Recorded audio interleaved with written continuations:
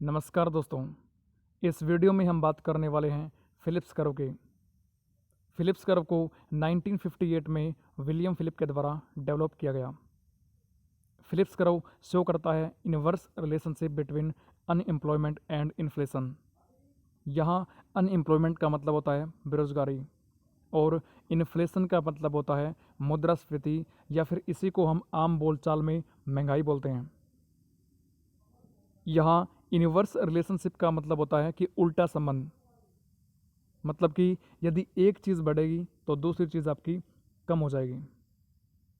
तो third point में आप पढ़ते हैं कि इन्फ्लेशन इंक्रीजेज, यदि महंगाई बढ़ती है तो अनएम्प्लॉयमेंट डिक्रीजेज, यानी बेरोजगारी कम हो जाती है।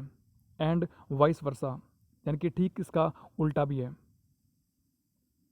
आइए समझते हैं एक ग्राफ के माध्यम से। इस ग्राफ में आप देख सकते हैं कि फिलिप्स कर्व को शो करता है।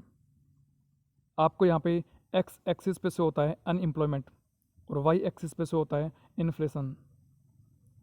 यानी यदि महंगाई बढ़ती है तो अनएम्प्लॉयमेंट कम हो जाएगी, और यदि महंगाई कम हो जाती है तो अनएम्प्लॉयमेंट बढ़ जाएगी।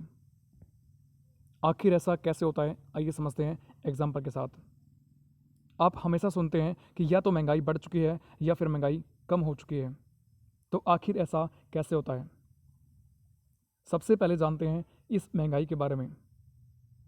महंगाई का मतलब होता है कि यदि आपका बास्केट ऑफ गुड्स के दाम कंटिन्यूसली बढ़ते जा रहे हैं, यानी कमोडिटी के प्राइजेस लेवल जो है वो कंटिन्यूसली इंक्रीज कर रहा है, तो हम बोलते हैं कि महंगाई बढ़ चुकी है।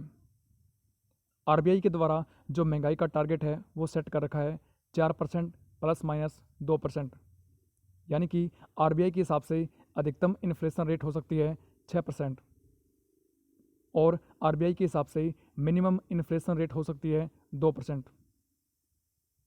लेकिन कई बार आप सुनते हैं कि महंगाई की जो रेट है, इन्फ्लेशन की जो रेट है, वो आपकी 7%, 9% या फिर 12% तक भी बढ़ जाती है। तो आखिर ऐसा कैसे होता है? यदि मार्केट में वस्तुओं की डिमांड बढ़ती है तो हम सुनते हैं कि महंगाई बढ़ चुकी है, और यदि मार्केट में वस्तुओं के दाम गिर जाते हैं, क्यों? क्योंकि डिमांड कम होती है। तो सारा खेल यहाँ पे डिमांड का होता है।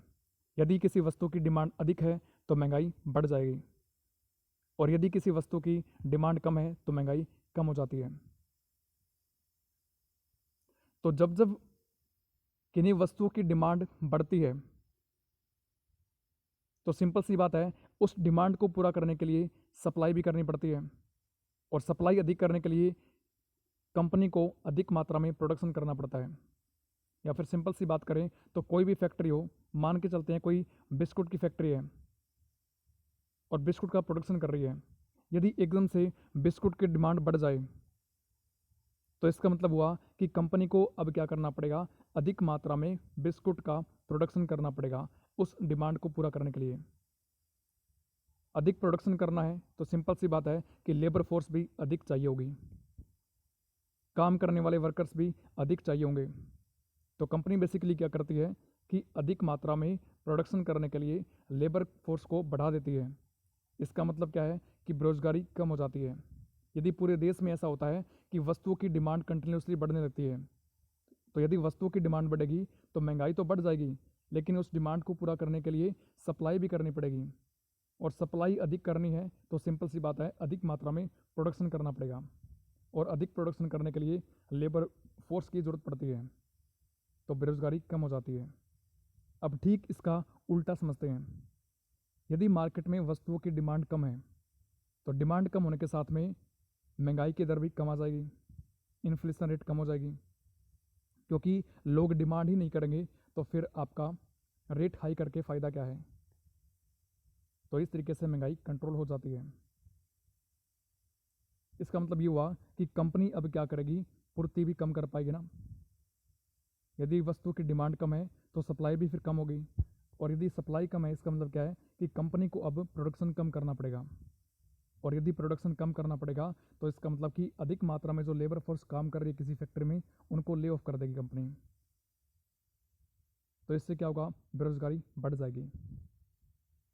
तो आशा करता हूँ कि आपने इस कंसेप्ट को अच्छे से समझा होगा। कि यदि महंगाई बढ़ती है तो बेरोज़गारी की दर कम कैसे हो जाती है, और यदि महंगाई कम हो जाती है तो कैसे बेरोज़गारी बढ़ जाती है। लेकिन 1970 के दशक में इस चीज़ को फेल कर दिया गया। इस फिलिप करो के कंसेप्ट को फेल सिद्ध कर दिया। जब पूरी दुनिया ने फेस किया एक टर्म को, एक कह सकते हैं आप स्टैगफ्लेशन को फेस किया। इस स्टैगफ्लेशन के बारे में जानेंगे हम नेक्स्ट वीडियो के अंदर। Thank you very much.